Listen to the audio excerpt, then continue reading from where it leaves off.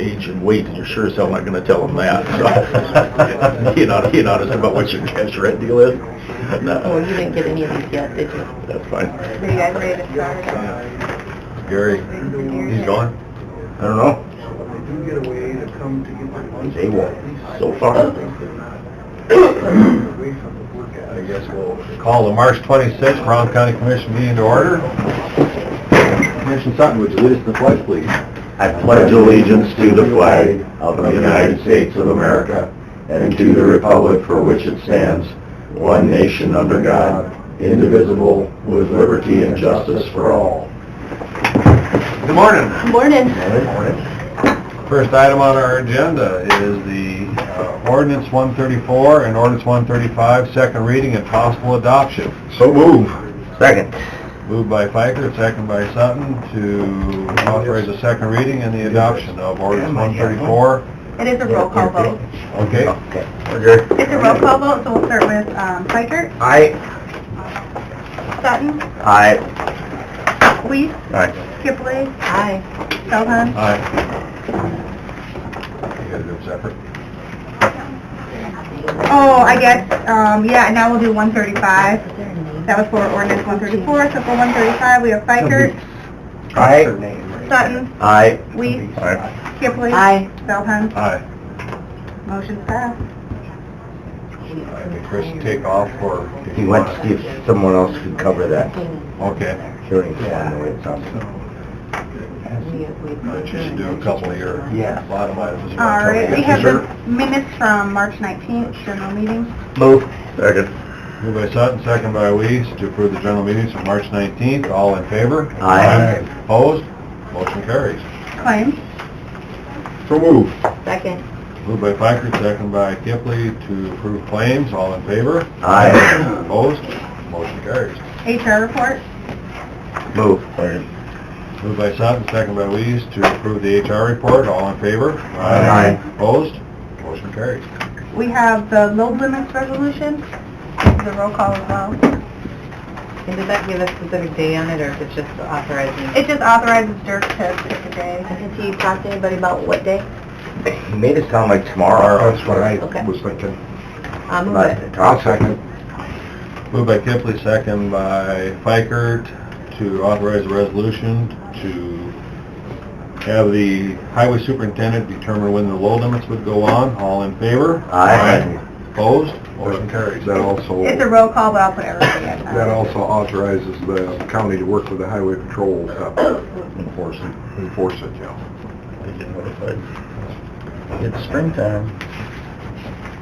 We have the sheriff's report. Move it. Second. Moved by Kipley, second by Weiss, to authorize the sheriff's report. All in favor? Aye. Opposed? Motion carries. The striping agreement. So move. Second.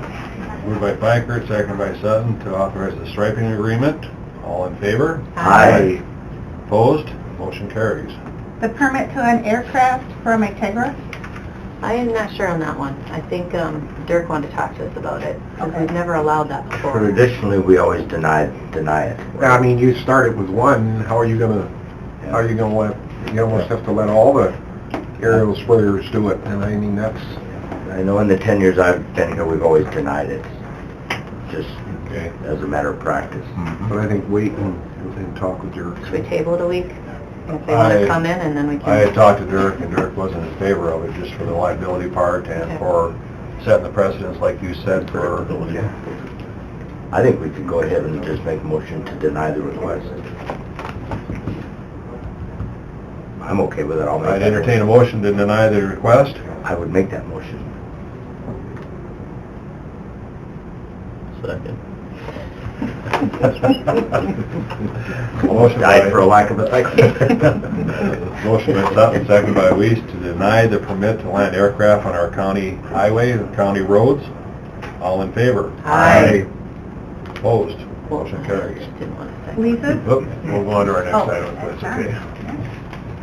Next item, we have discussion and possible repeal of Title IX drainage ordinance. At the township meeting, you had one of the township officials and citizens just asked about whether or not it was still necessary to have Title IX on our website with the upcoming drainage concerns. He wanted to make sure that we were still not meeting as drainage board and what we were planning on doing with that ordinance. So we just are here to discuss whether or not you feel it should stay in the books or not. Since we dissolved as a drainage board several years ago, I think in 2012, we revised our drainage ordinance and changed it at that time, but it's still on the website, and there's still stipulations in there of what people are supposed to do and the hoops they're supposed to jump through and the permits they're supposed to get, but we haven't, people don't follow it, so I guess that's why we're here to discuss whether we need that ordinance, and I guess... Is there any guidelines as far as dissolving that, Chris? Well, so Gary, Dwayne, and I met. I don't know if we ever officially dissolved it because they just quit meeting. So I presume, I mean, you can call that dissolving the drainage board. So prior to 2012, there was a very detailed ordinance, and then, like Dwayne said, it was revised in 2012 by it was Kim Dorsett that did it as the state's attorney, and it made it very general. So it even has some language in there that if you don't feel comfortable hearing these as a commission, you can just pass them on to circuit court, or make them follow the statutory jurisdiction of the circuit court. So it really, the current drainage ordinance doesn't really have a lot of teeth at all for the commission to be able to deal with these issues, because you can also ask for an expert engineer to come in and be hired by the parties. Well, that's what prevents people from going to circuit court, because it gets costly to do that. I can't even dream up a situation other than maybe some very small drainage situation where you would even want to dabble in it as a commission, because otherwise you're going to need an expert to explain it to you. None of us are drainage experts. So it makes sense to me not to have the ordinance, especially because we don't have a drainage board currently meeting. The drainage board is the commission. But it makes no sense to meet as a drainage board when you meet once a week as a commission if there's no drainage issues. So technically you could start a meeting when there's drainage issues and still be a drainage board, but like Dwayne said, we never really used the ordinance. So The last time, since I got on in 12, we've met 2 or 3 times, reconvened as drainage board just after the regular commission meeting, and I thought the whole purpose was more informational, because we never approve it, we just say we acknowledge it. Right. And then at least everybody in the neighborhood of who's doing the project has a heads up, hey, it's coming. So I don't know if there's a need for the extensive ordinance, but I do think it's important to have at least the knowledge out there, otherwise who's letting people know? The ordinance isn't really detailed, so if that's the purpose for it, the ordinance probably covers it. And I totally agree with Rachel 100%. I don't think we should repeal it. I mean, there needs to be something on the books so that the people out there know that there is some obligation to, the effect on someone else in drainage. And granted, I think ultimately the county commission is the drainage board. I mean, I don't think there's any question about that. But and the thing of it is, we've gone through a period of time when we really didn't have an issue with drainage, and when that comes up again, and it probably will, then there's no doubt in my mind that there's going to be requests from people coming in. And do we just go strictly off of what the state laws say, or do we have some obligation as a county and as a commission to have some type of something on the books that we recognize that there might be drainage issues out there? There already is on the books because the state law has it on the books. Yeah. So it kind of comes up with that similar issue, Rachel, that we have with, can you appeal to the county commission, or do you just go straight to circuit court? Right. So it's the exact same thing. So when somebody, it's a quasi-judicial function, so you're not going to be able to go out and investigate this stuff. They're going to have to bring it to you. So there's really 2 pieces. If they're going to notice that they're going to do some project and you recognize it, that's one piece. And then there's drainage complaints that can be filed with you. Anytime there's a drainage complaint, my guess is you're going to look at it and say, whoa, yeah, this is way above our head. You're going to need an expert to explain this to us. Well, if that's the case, they might as well go straight to circuit court, which is what the state law allows. And then the county's gonna get drug into it. And then everybody's going to say, geez, County Commission, why do you have this ordinance if you're not going to hear these things? But now that I'm thinking about, maybe we have voted on it in the past. Wasn't the Edwards project up on 10, wasn't that under Drainage Board? And it was denied here by a split vote. Wasn't that Drainage Board? I think it was, but Yeah, anyway, there's it been- did it anyway. There's been a variation of things that have occurred through the years. I mean, we went from actually even giving out a drainage permit form that stated the commission approved on such and such a day to just acknowledge, once we changed the ordinance in 2012, then you were acknowledging a lot of the projects just because of the reason that we weren't really sure what was all happening there. And then, but there were some things that we've listened to that were actually approved or denied. And one of the concerns that I brought up to Chris too is we want to make sure that we're covered if somebody's draining on county roads and things that cause an issue too, and whether or not you would want to be hearing, that type of project that causes an issue in that regard. So there's a lot of different pieces to it, but I think that's the issue, you got two sides, you got a private entity draining water on each other, it doesn't affect the county whatsoever, but then you got somebody that wants to drain water through our county road or do something like that. I think there's two different aspects of the case, because if we want to get involved with a private party that's draining land on each other where we have no interest, but then the fact that we have a highway that somebody's going to run through or put a culvert to, I think it's a different situation, so. But I think by virtue of the fact that there was actually a murder in the southern part of the state back 30 years ago, it put the county in the position of having some responsibility as far as drainage is concerned. I mean, there's some pretty serious history back there and why this came about, too. Whiskey's for drinking and water's for fighting. Yeah. As I recall, the part of the issue is the fact that as the Drainage Board, we really have no binding authority. Right. You can hear and make recommendations and help people talk things out as far as trying to specifically direct what someone can or can't do. Well, I'm not sure that's true. I think it's a matter of how much money the county wants to spend to, where you go with that. And I think Chris alluded to that, hiring hydrologists and all that kind of stuff. And I mean, I think that... Well, yeah, if you want to hear the facts and so forth and direct that, but still at the end of the day, if you're actually going to get a binding opinion on something, you're going to have to go to court. Right. I would agree with that, yeah. And there was an attempt in the legislature to kind of address this. It went on for 2 or 3 legislative sessions, and they realized that it was, an effort in futility because they just dropped it and it went away. They realized you had the sides of whether it was producers or whoever that basically want to drain wherever they want to drain, whenever they want to drain, no matter if it affects somebody or not. They don't care. Yep.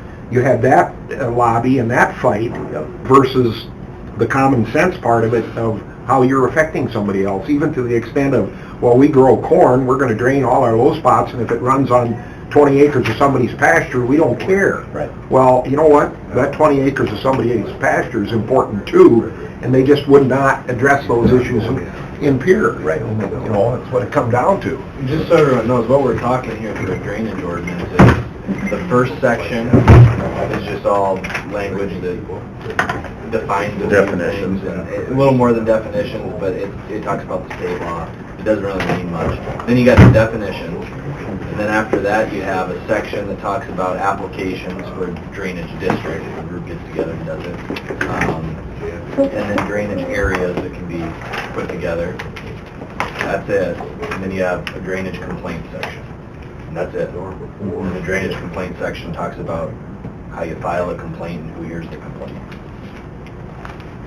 It's 5 pages. It's short and sweet. It doesn't really do a lot. I mean, what I see happening on this is you might get 4 or 5 complaints, and you probably end up referring to circuit court. But you still have, it all lays it out in here. You can just refer them on to circuit court whenever you want. So if you want to have the possibility to be able to hear these complaints, leave it as is. If you don't want to hear them at all, get rid of it. And one of the issues that, when it was revised, we also did ask people to submit plans when they put drain tile and things in, and that just hasn't happened. Even though that's in the ordinance, it just hasn't occurred. So you have a drainage administrator? Problem is, there was no enforcement, there has been no enforcement. It's actually me. It's Gary. So Yeah. Gary's the drainage director or administrator. So when people violate this ordinance, we probably should be doing something, but that's up to you guys. If they're doing something and not letting us know, we really don't have any way of knowing they're doing it anyway. No, but Unless- it sounds like we know people That's have the done it. issue. Well, the neighbor will let you know. Right, if they have a problem with it. We Yeah. haven't had any complaints, so But that's... it'll be somewhat similar to the whole wolf family genetics issue. When Right. you actually do something, well, everybody else is doing it. Yep. Okay, give us the list of names, and then we have to look into them, which we did. But then you're gonna have a whole list of names where the drainage director is going out and investigating.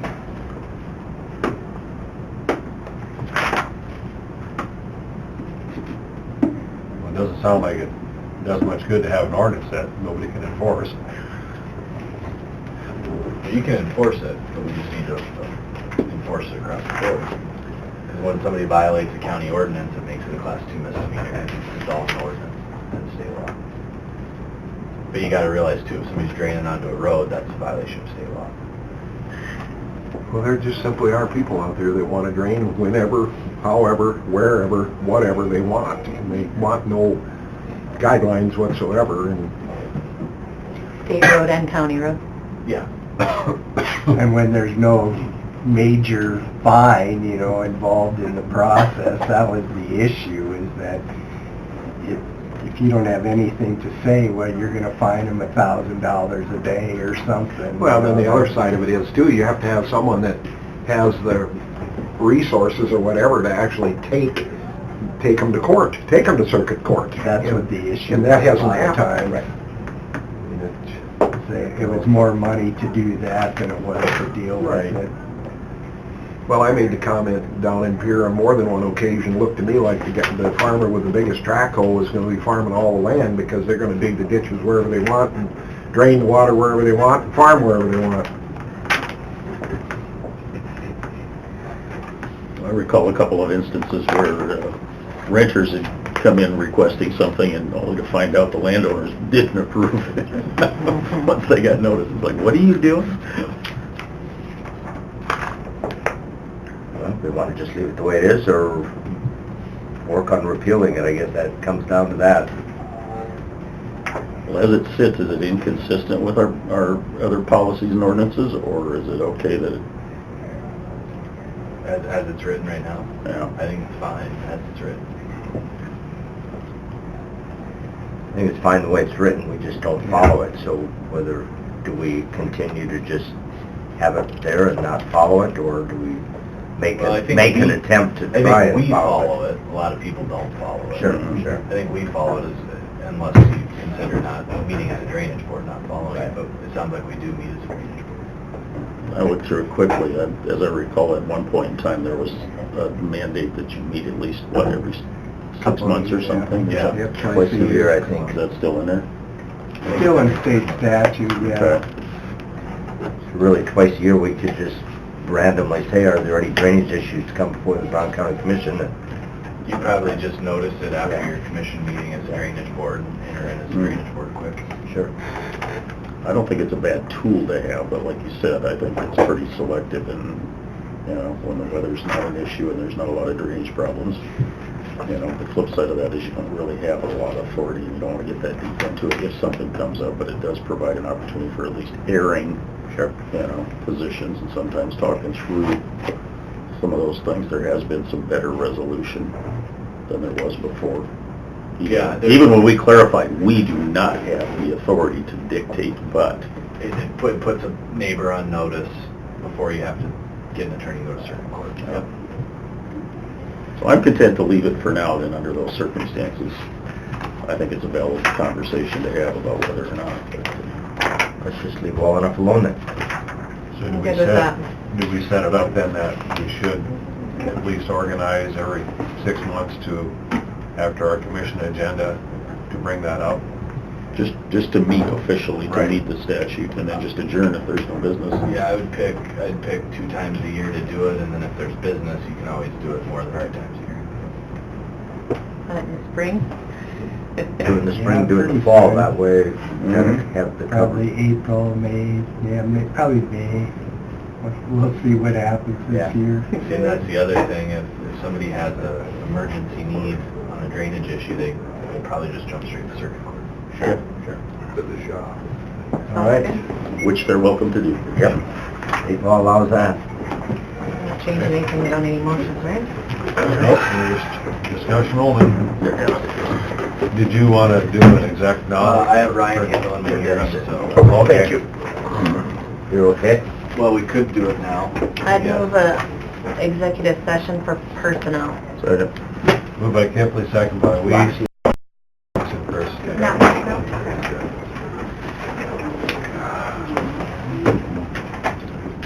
We are out of exec, and the exec was to go in for personnel. Actually, it was legal for contract.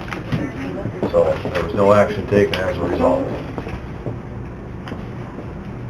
Next item on the agenda, we have Scott Mites, PM Director, Aaron Schultz, Executive Director of United Way of Northeast South Dakota, 211 service update. Morning. Morning. Good morning.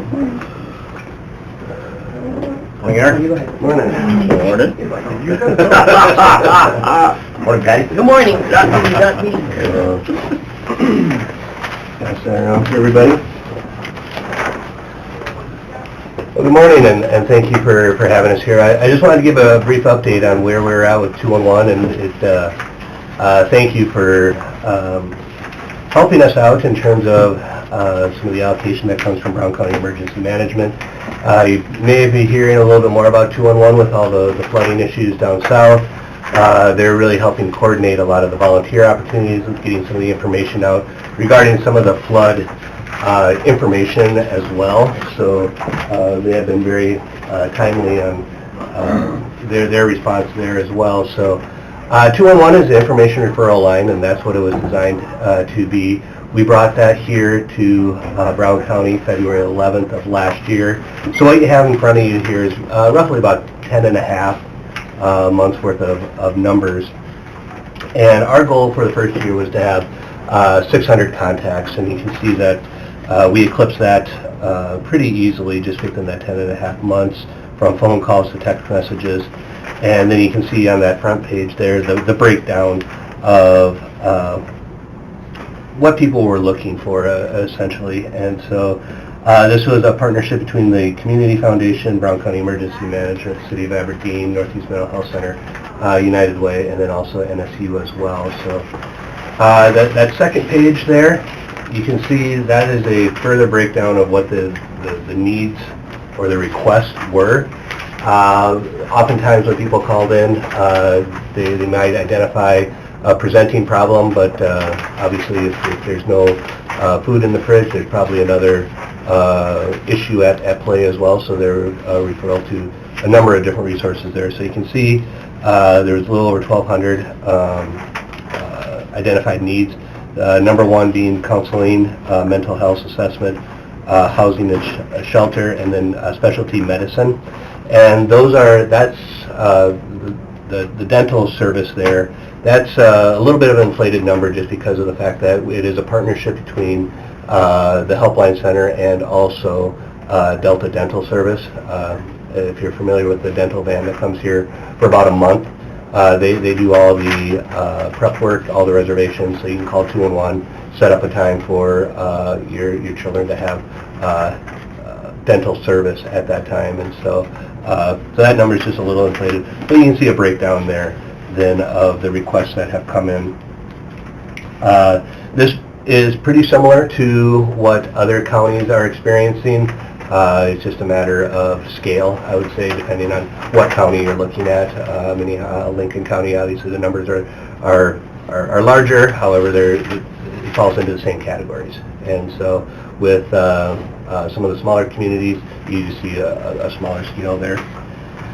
On the bottom of that same sheet there, we talk about a little bit about some of the unmet needs, and just whether it be people asking for gas money, bus fare, and also money for repair and maintenance on whether it be vehicles or maybe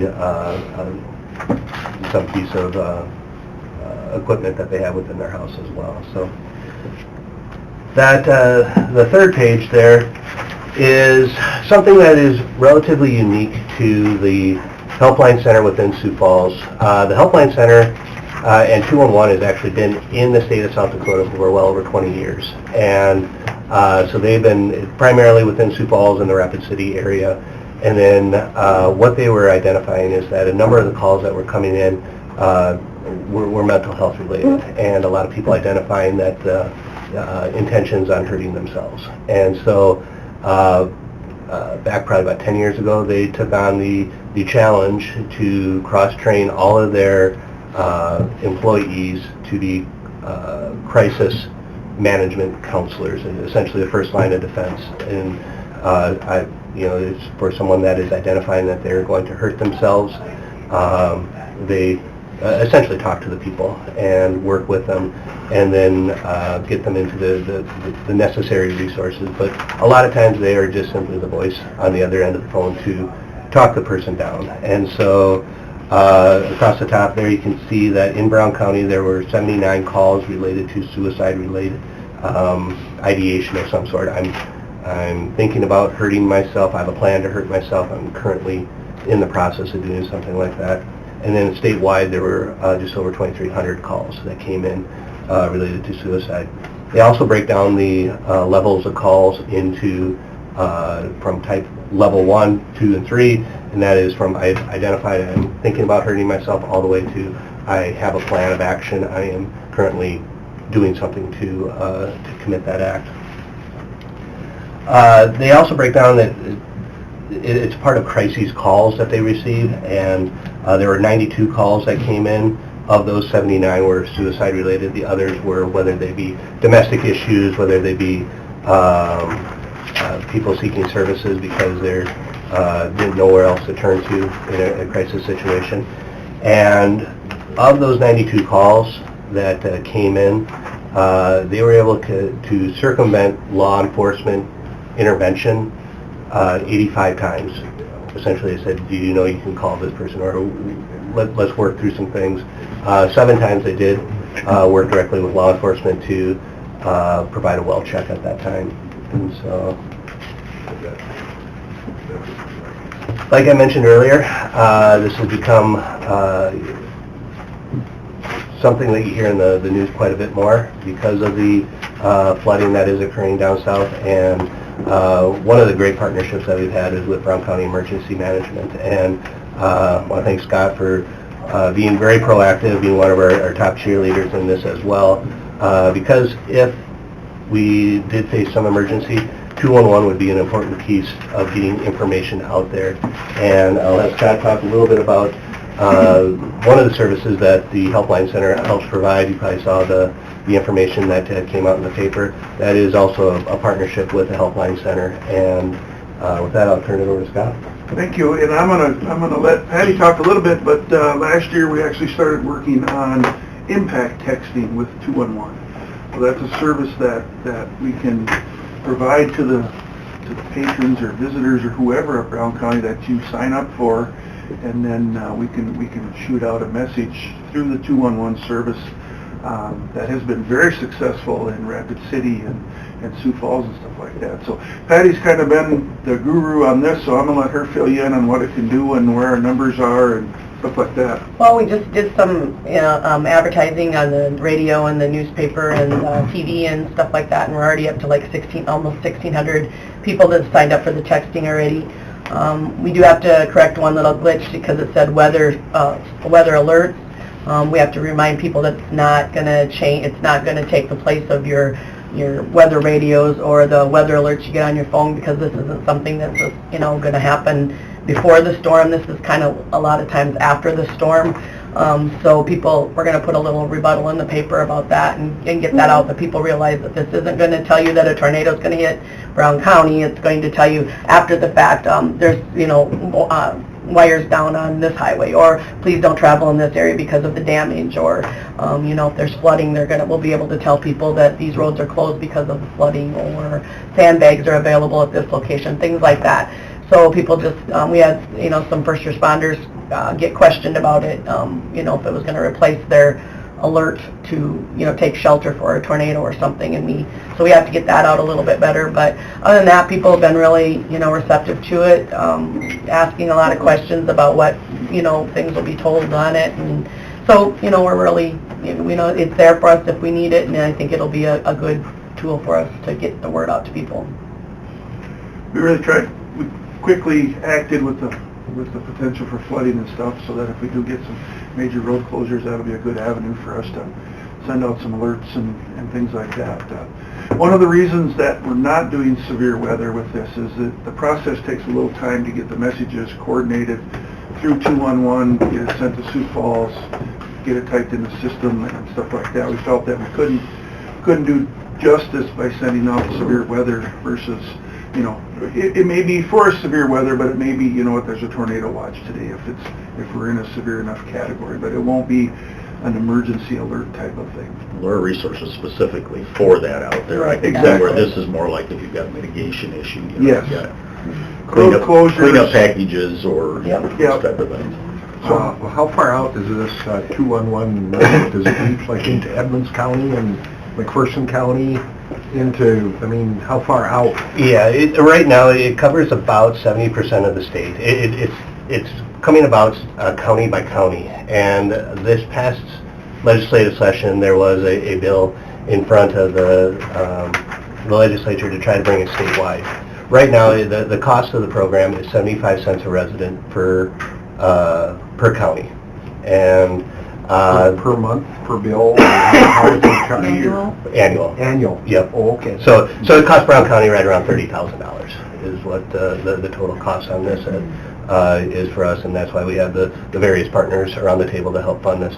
As the bill is written and is sitting on the governor's desk now, the legislature then, it looks like they're going to pick up half of the bill at this point, and so that will bring the cost down to about $15,000 for Brown County.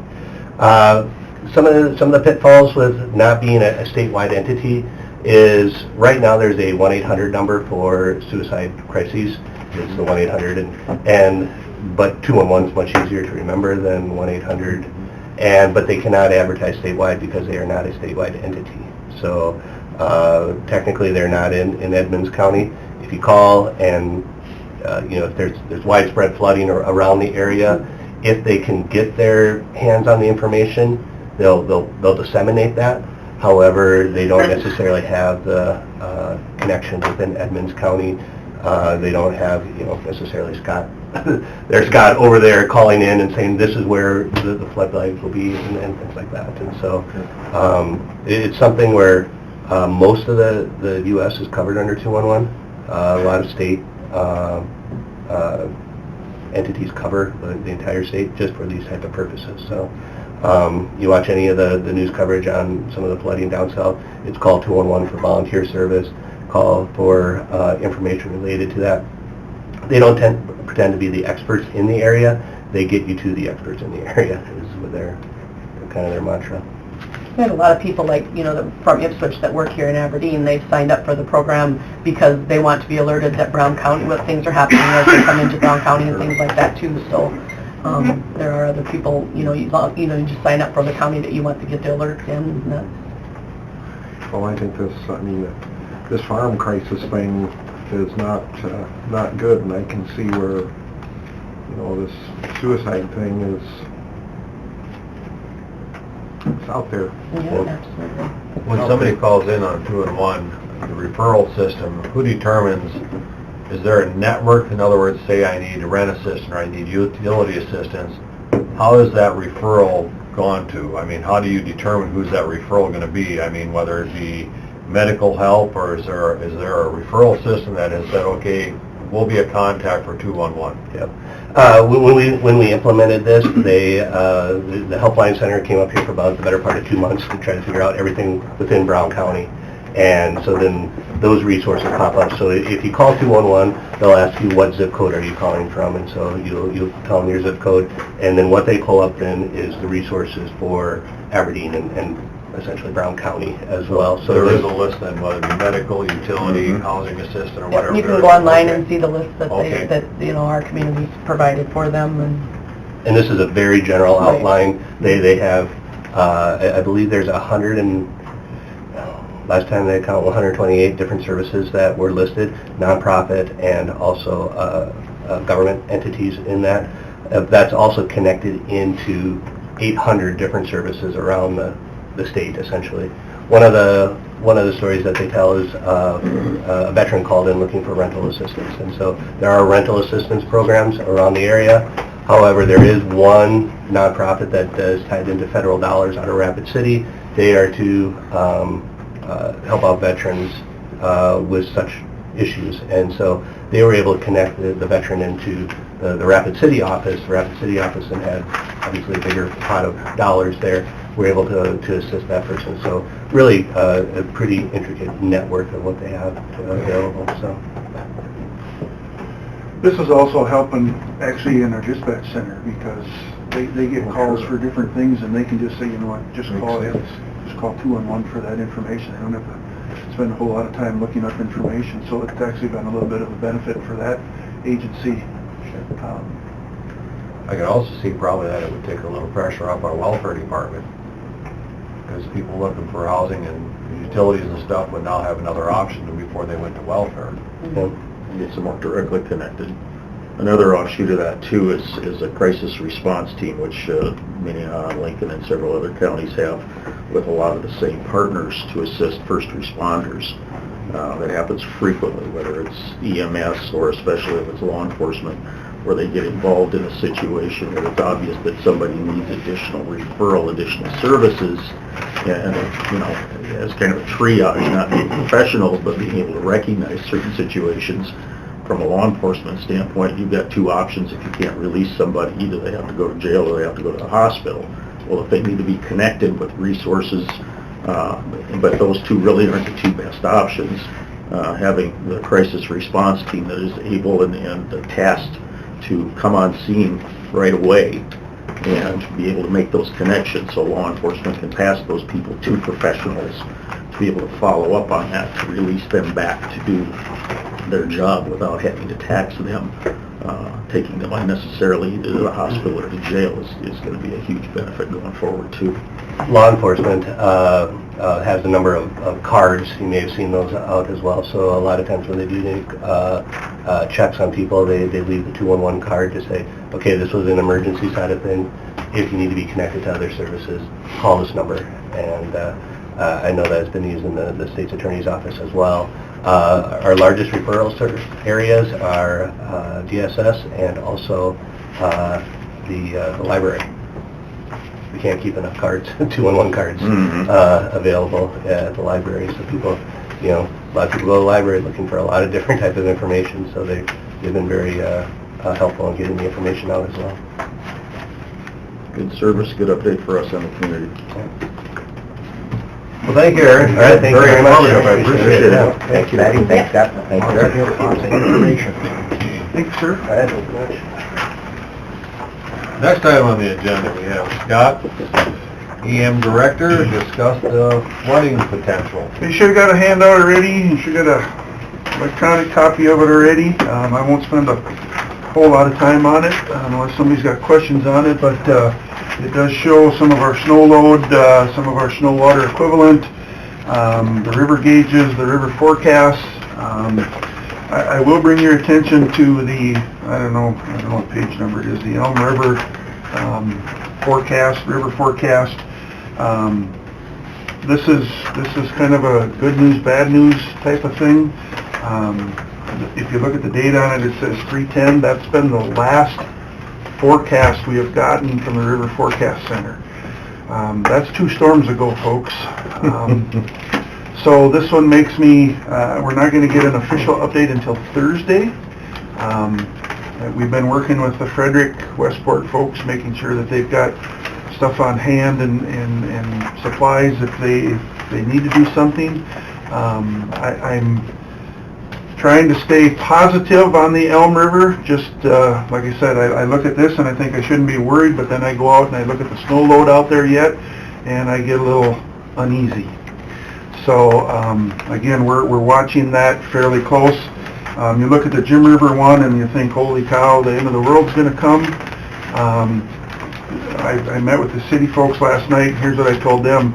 I don't want to downplay our ag producers, but when the Jim River floods, it's a lot of ag land and a lot of township roads. There's not a lot of infrastructure that will be affected. So again, from the public standpoint, the Jim River, even if it gets to major flood stage, is not really a huge concern of mine. Talking with typical seasonal occurrence. Exactly, and again, I by no means want to say that it's just ag land, because that's livelihoods for folks, but again, somebody's not going to be put out of their home because of this, or we're not going to lose, valuable infrastructure because of this. So, the one page has got a report out of Jamestown. Their numbers are considerably better with us than ours. It doesn't sound like they're going to be sending much water down at all. Their snow load in the upper basin of the two dams is way down. At the bottom of that page, you can see what our recent snow load has been. This is taken out at the Weather Service. Last week we had 16 inches of snow on the ground, 4.5 inches of water equivalent. Yesterday those readings were down to 10 and 3.7. So we are moving snow.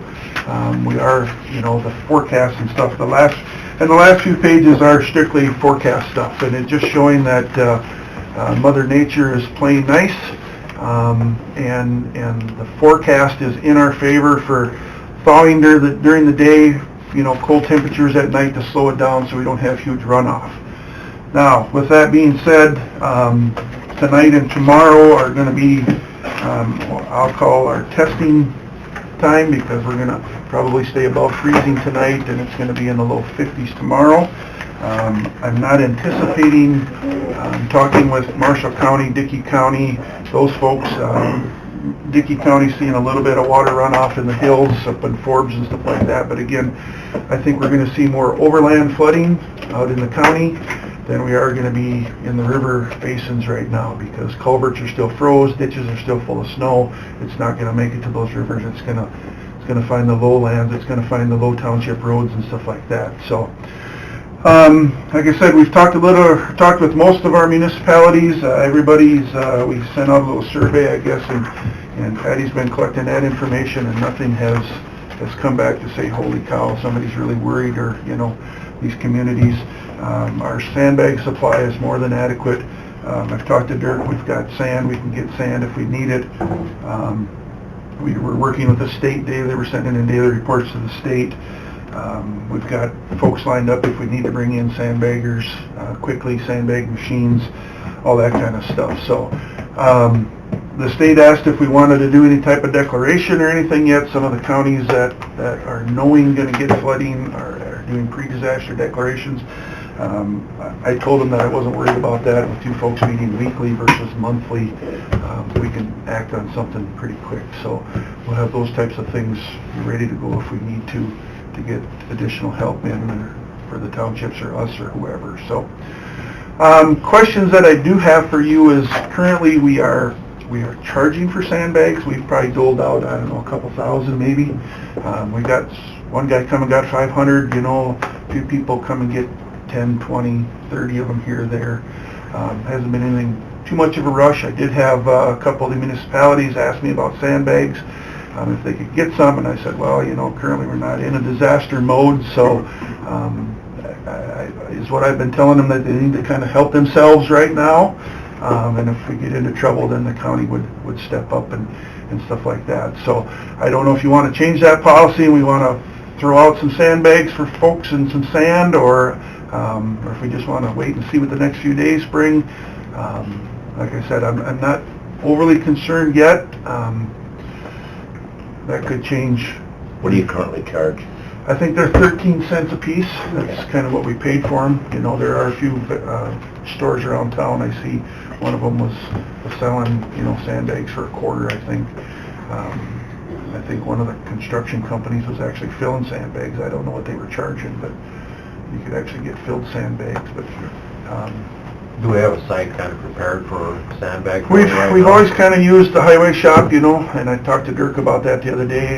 You know, we could do something out there in front again, outside the gate. The thing that I don't like about putting sandbags is you get the honest people that come and get a few and a little bit of sand, and then you get the next person that, you know, takes a whole bale of sandbags, and I'm just going to put them in my garage, you know.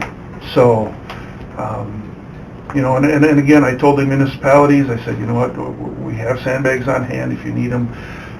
Again, I'd like you to use your resources first. I'm not going to deliver trailer loads of sand and you haven't done anything yet. But again, you know, Dirk, we've got a pretty good stash out at the highway shop now, and Dirk said it wouldn't take much to get, you know, more in if we needed. So, we're good where we're at, but use your discretion if something really turns unpredictably bad. And that's kind of what we've done in the past. You know, if we needed to get something to some of these communities or something, we'll load them up and get them up there. And like I said, Scott, there's two watersheds that I haven't heard you mention and that dump into the Elm, and the one is the Maple coming from north of Frederick, and the other one is the Willow. And I think that the one at the Willow, actually where I grew up, is the very northwest point, furthest northwest point of the Willow, and there's a lot of snow up there, tremendous. And I just wondered if the Weather Service, do they help you? They don't.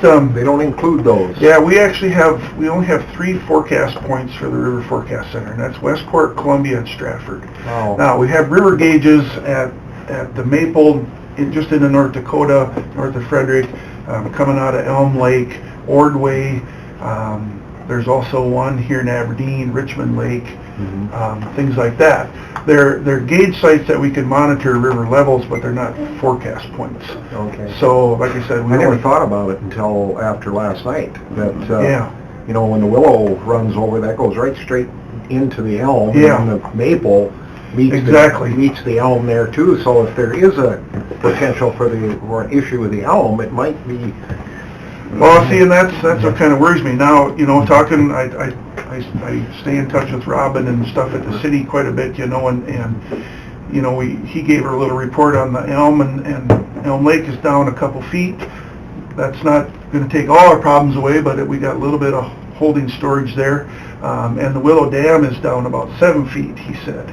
So we got a little bit of storage, you know, for the first initial runoff to absorb a little bit. So I'm hoping, you know, the 3-week forecast, long-range forecast, 6 to 10, 8 to 14, and 3 week, is showing, you know, this below normal and not a whole lot of precip.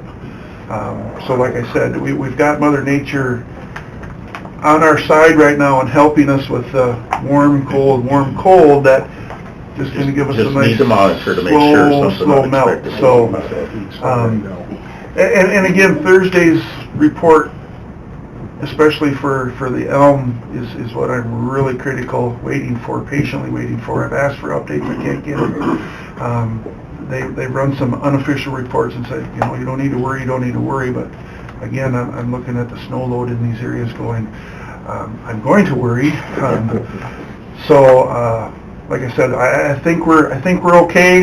If you just, you know, like I said, if you're okay with me just playing the sandbag thing by ear, if we need to open something up, you know, we'll work with the city if there's city folks affected, because they usually try to open up a site at their city shop, and like I said, we can easily get sandbags and sand to some of the communities pretty quickly. So use your discretion, but let us know. So after tomorrow's temp, and by Thursday night, a guy will be able to see the Elm, what's going to do in that time period. It won't take very long to figure it out, because you look at 55 tomorrow and not freezing Wednesday night into Thursday, I think you'll see the elm come up substantially, but a guy will kind of be able to... Right. Accelerate, but there's capacity. You know, I spoke with Dickey County yesterday.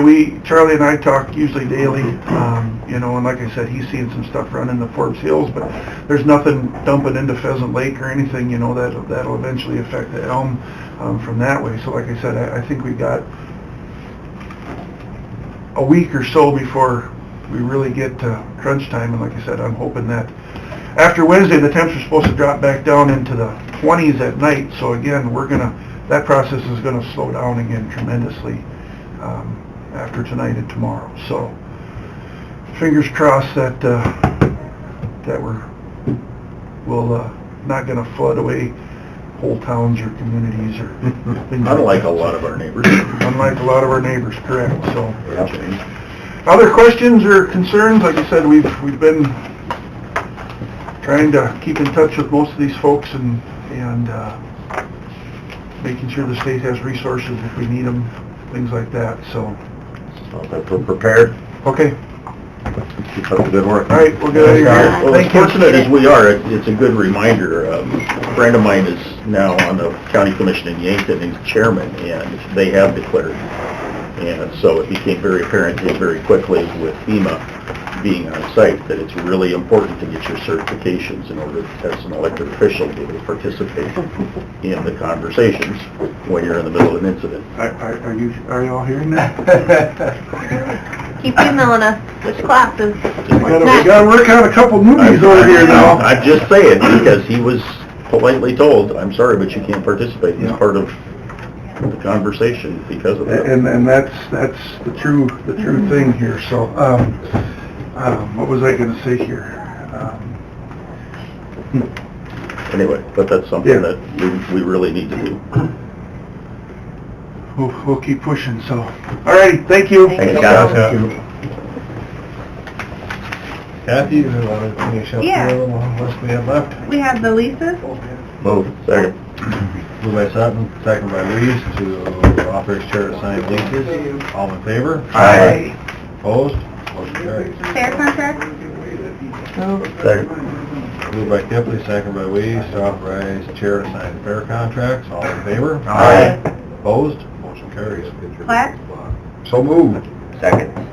Moved by Piker, second by Sutton, to approve the plats. All in favor? It's a roll call vote. Yeah. Okay. Yeah, it's a resolution. So we have Fikert, Yep. Aye. Sutton, Aye. Weiss, Aye. Kipley, Feldheim. Aye. The bridge reinspection program. So moved. Second. Moved by Piker, second by Kippley, to authorize chair to sign the bridge re-inspection program. All in favor? Aye. Opposed? Motion carries. The tax deed property up in Hecla, what did you guys want to do?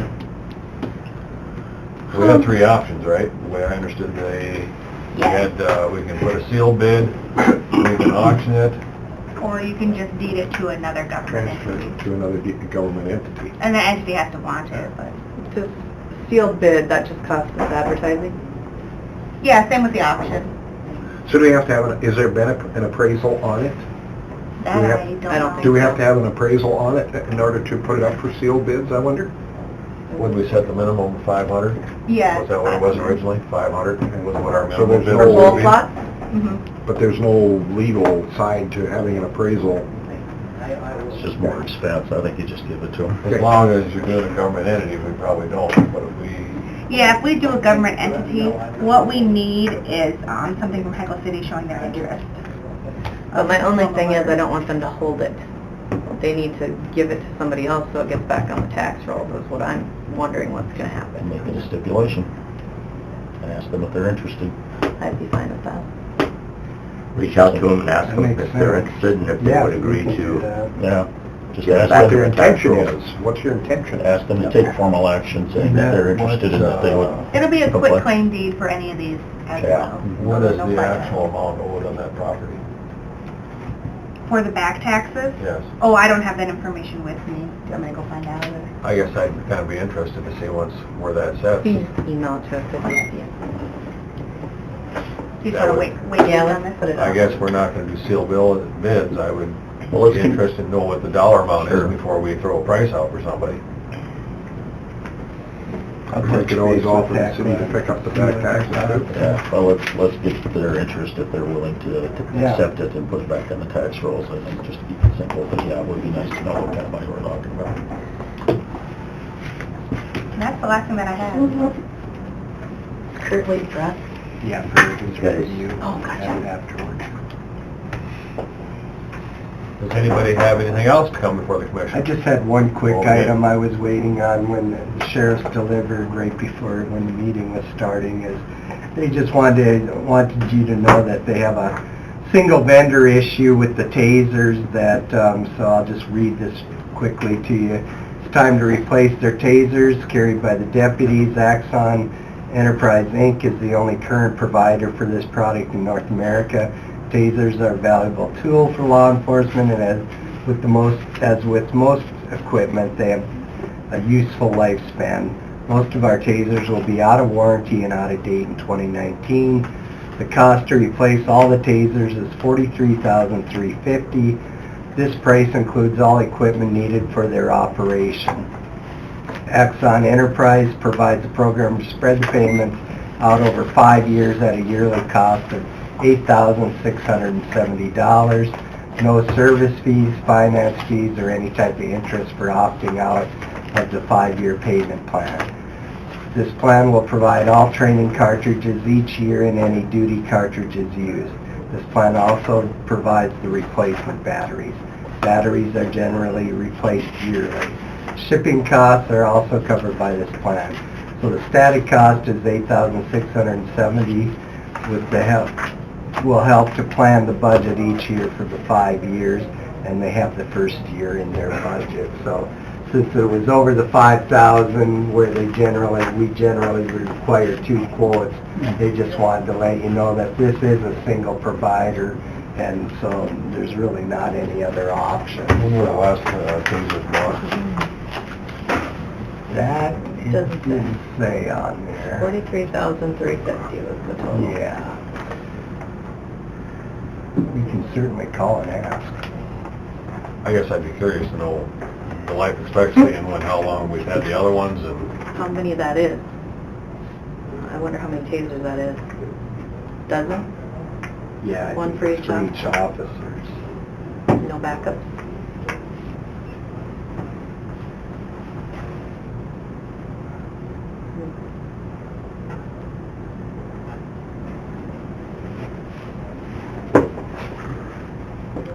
So our current tasers are still under warranty, they will be out of warranty in the 2019. It'd be interesting to know how much warranty service was done on them. Hey Mark, this is Gary. So how old are the old tasers? When were they originally purchased? How long have they lasted?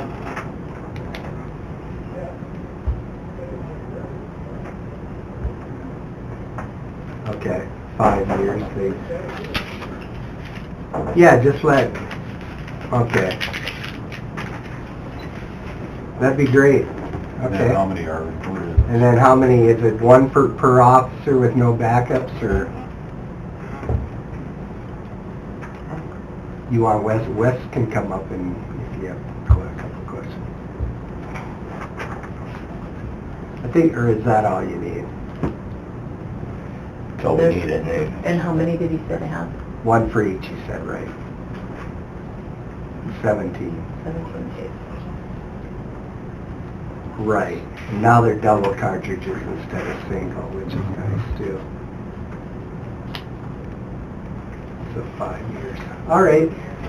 I think that's all they What do they need. do with the other ones? What do you do with the old ones? Send them back for refurbishing, or what do they do?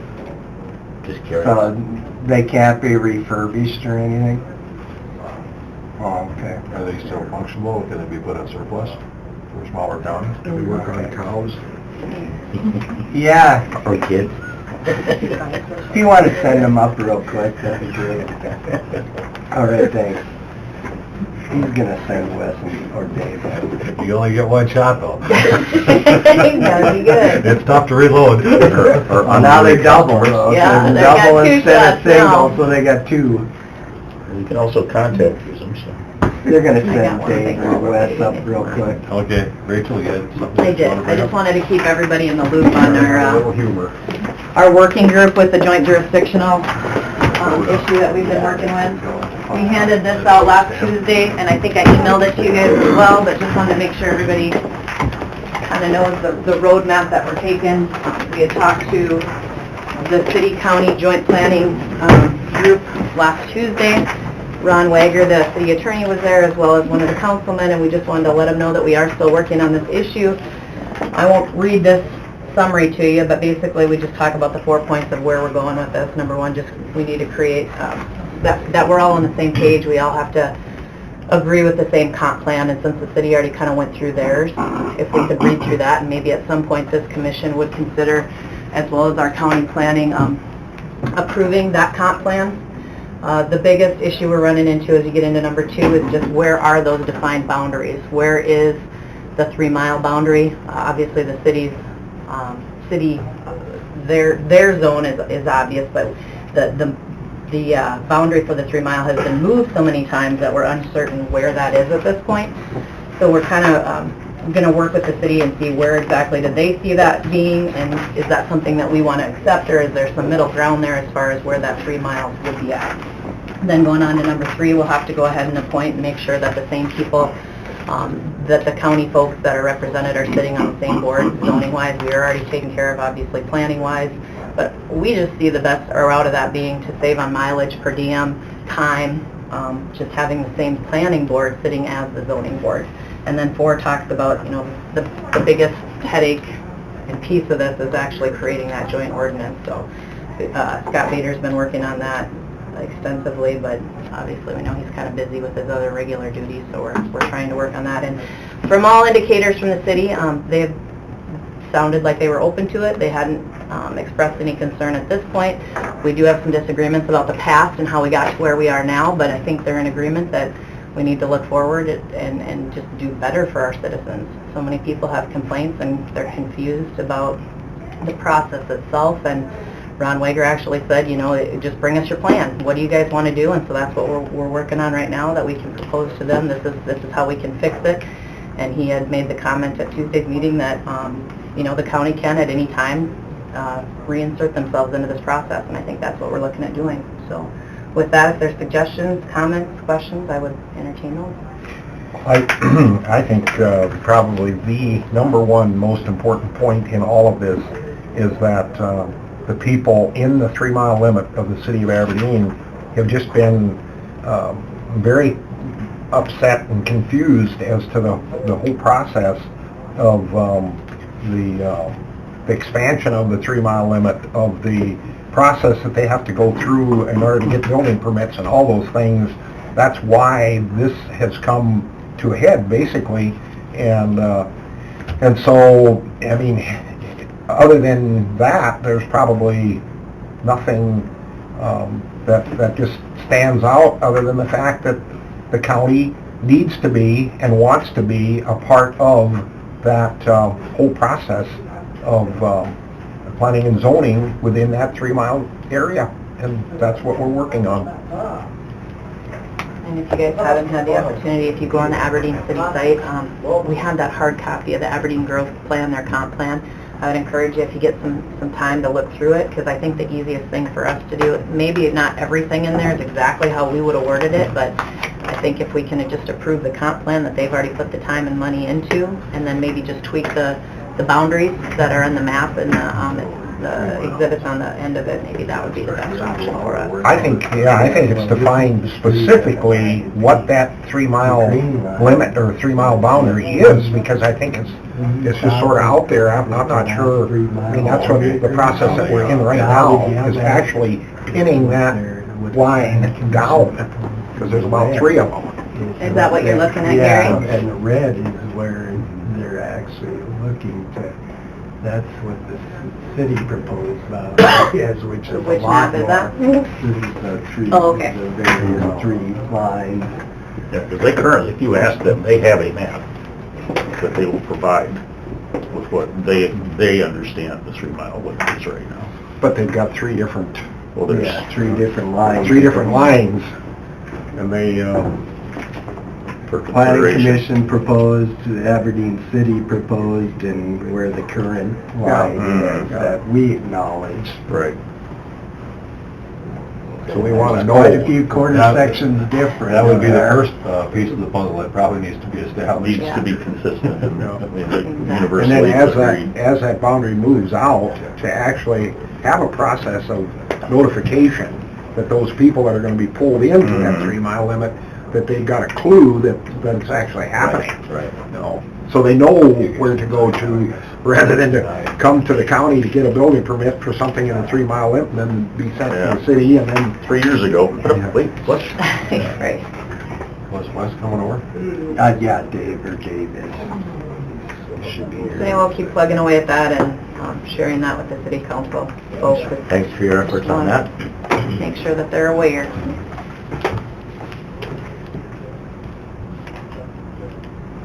So I guess we're just waiting for somebody from the sheriff's department to swing over and give us a little update on.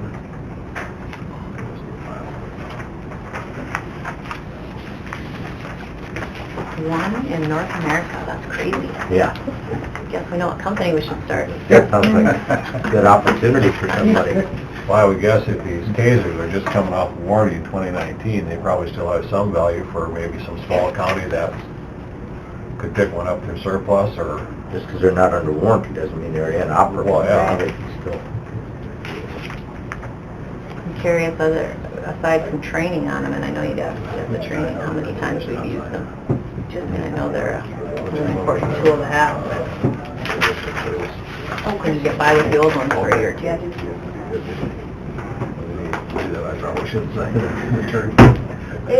How convenient that they stretch that payment plan out 5 years, knowing that 5 years they have to renew. And then they only give it out. Well, they continue to update the technology, both internal as well as patterns and aiming and just all kinds of different things with them, so. While we're waiting, we can maybe talk about, the Millen building a little more. Are you still thinking of going sealed bid process, or are you gonna need a water appraisal done on that building to get a truer value? Morning. Yeah. Come on, Yeah. Dave, you ready for And me already? What is there? We just appraisal? talking Some tasers. quotes. I'll get some So there's quotes, and then 17 of them? we'll Yes. present So what's the them. county got on it, I wonder, for assessed value? Well, I sent you a note of what Russ kind of did, a rough estimate Yeah, I of don't remember what it 200. was, I read it too. 230. 260, Yeah, like that. so- Business is good, huh? So it Yeah, went too at good. least 230. Yeah. So, with the land in the building, so. Nobody can say. Yeah. Morning, Dave. So we, Morning. Sorry. talking about tasers,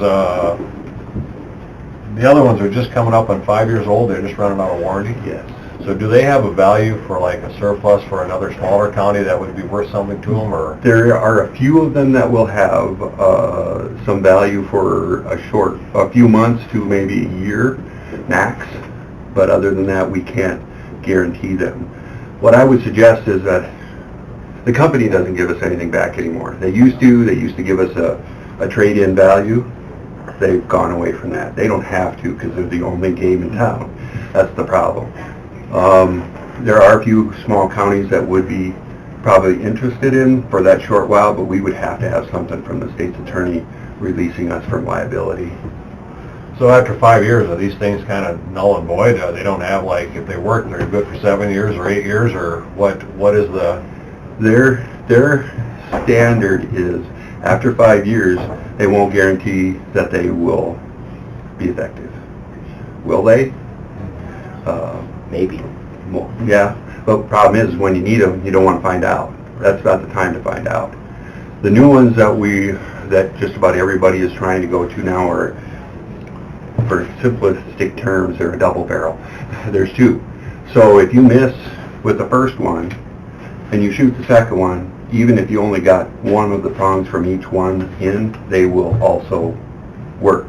Where before you shoot, you only get one, you have to pull it off, put a new one on, and that first one you got doesn't do any good whatsoever.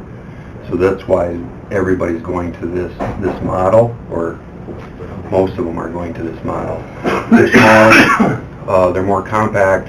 They are a little bit wider, but they cover about the same area. And then you don't have to keep spares on you. If you can't get done in 2, then it's time to do something else. And that's the reality of it. But after that 5 years, we start looking at issues with if it doesn't go off, or the spark doesn't work, or something goes bad, then, things go really bad for our deputies. And there's no way of checking them to see whether they are active or... There is. You test them daily. Yes, you have to test them daily, and that's You what want it's to sign up called. for that program, Dennis? No, I've got some cows I could use it on. It's called the spark test. The spark test, it doesn't actually electrocute anybody, or it's actually just a test for the gun to show that there is spark there. But the company tells us that even if you have a spark, they're not going to guarantee that thing is going to go off. Sure. And then deliver the amount of voltage that is required to do what you want them to do. So that's why the liability starts increasing once that warranty goes off. And that's why we are looking at replacing them. And when we looked at them, the money, the $43,000 is $43,000, no matter if we paid it today or over that 5-year span. And they don't make you pay for any of the service fees, no finance fees. It's $43,000 average in 5 years. Batteries, repair, replacement, whatever. Yes, all batteries, all problems, all cartridges, all shipping and handling, all our test cartridges, because you have to train once per year. Every single year you have to train on these with real cartridges. Those are all provided within that same dollar value. So that's why when we researched our best value for the county, this is the best that we can get for the money. It's the only thing we get for our money, because they're the only game in town. So It is. The only thing that the 5-year plan does do is it keeps us from the stepped increases. They are averaging 3.5% increase on everything every year. So we do get to stay static for 5 years. Now, 5 years down the road, those 3.5, I'm sure, will add up, and we will pay that somewhere down the road. But we have no other game to go to. We researched, there is one in South America, and they are not licensed in North Dakota. I mean, North America, sorry, at all. So, monopoly, yes. Maybe another company will show up. We're hoping. We are. Although this company has been very easy to work with. When you need something, it's usually there within a few days. They don't mess around. If you have a broken taser, the gun part of it, they have one in the mail and to you very, very fast. Do they come up here and do any maintenance, or is it all over the, No, these so when they are all say shipped there's a back and forth. guarantee for the 5 years, stuff can happen anytime. Yep. So what's the guarantee? Has it ever not went off? According to the guys that I talked to that are trained in this, they said they really had no trouble with these. So what's to say, Now, granted, if I'm they- just playing devil's advocate for like 1 more year. What's to say it's gonna, happen then? Because you're right, it's gonna go up. But if you can get a year or 2 out of these for, you're saving $8,000 a year, right? Correct, but we have 10 of them that are out of warranty this year, within the next couple of months. But I have things that get out of warranty, and I'm just saying I still use them. That doesn't mean they're automatically I bad. totally agree, but in our business, if the gun didn't go off and one of our officers got hurt or killed because it didn't go off, then unfortunately, I think you guys can see the liability that comes with that. That's why same way with our vests that we wear, 5 years. It doesn't matter if you wore it once or if you wore it every day for 5 years. They will not warranty that will stop a bullet in 5 years. And again, that's another one of those things. Sure. They got you, and there's no way we can change that. You're looking at a life and death situation versus my wash machine. Right. and my I'm refrigerator. not assimilating the two. No, and it's a good question, because we looked at that, because in all reality, it costs, if we were to replace our guns that actually can kill people, it's a fraction of the cost of a taser. It's a fraction. It'll cost probably about $500-600 per gun, and the rounds are cheaper. You look at a taser, you're looking at $1,200 to $1,300 per, and then every year, just to replace the taser cartridges are about anywhere from $1,000 to $1,200 every year, just for those. And then for the batteries, a little over $1,000 to $1,200 per year for batteries. Just for the potential of 1 or 2 or 3 bad apples. Yes. And when I talk to the guys, you know, since Brown County has had the tasers, we have not used them a bunch of times at all. We've used it in the jail. I think you guys have probably seen that video in the jail that definitely saved the jailers' physical well-being and also the other people in the jail from being hurt more, just by bringing the taser. And many times you bring the taser out, most people comply because they just don't like that feeling, you know. So if you don't replace the taser, you use the old ones, you're still looking at a minimum of what, $1,000 for cartridge, $1,000 a year for a battery? Yes. So you're looking at 17 cartridges, you're talking $34,000 a year just... No, that's total. That's for the entire bill. The total bill would be about $1,000 per cartridge for training, and then another right about $1,000 for batteries. So that's what we have. And that covers all your units then? Correct. So all 17. So you're looking at 2 or 3 just to maintain what you already have out of warranty. I'm just trying to get that number to compare. No, that is perfect questions. I tried to cover all the bases with this because when I looked at the bill, I about fell off my chair, because these are not cheap. The only good part is that this taser, when it comes out, people actually respect the taser. Anybody that's been tasered before or even thinks about it, they usually respect it and they back down. Well, let's have a show of hands. So when you look at 43,350, that's including all the service. Well, if you kept our old ones, you're going to spend 10 grand over 5 years. Yes. So your actual price is going to be around 33,000, could be 30,000, depending on the price of batteries goes up. So I'm just using. It is, and in the past they used to give us some money back when we would send these tasers back, and in fact the ones that were out of warranty, they either told us to send them back and they'd give us something, or they would make us destroy them actually. This time they're not making, they just said they don't want nothing to do with them anymore. So whatever we do with them, we do with them. So, well, they continue to make improvements in the product itself. Correct. The aiming mechanism, patterns, and then as you said, now the ability to be able to take 2 shots and take advantage, because there is, for a variety of reasons, a certain amount of, you know, I don't mean to say failure, but just ineffectiveness because of clothes, targeting, just weather, a whole variety of wind. things like that, that you usually, you know, it's not uncommon to need at least 2 deployments yes. in order to be fully effective. Correct. You know, in a crisis situation. I've actually been in 2 different situations with my reserve officer where they've been deployed. And correct. There's an important place in certain situations. There is, and the added safety feature for what I'm calling the double barrel, or having 2 in place, you don't take that extra time to pull off, throw down, find your other one on your belt, put it back on, and then deploy it. We have the 2 immediately, and then if, like I said, one from each one connects, you've got your connection. It is a huge expense. I totally agree with that. It's just, I don't know a way around it. Sure. Sounds good. Well, thank you for answering. Thank you very much. Thanks, Dave. Thanks, Dave. Thanks, Dave. Informational, or do we need to? Yeah. Okay. Have a good one. You bet. We'll see you guys. You bet, yeah.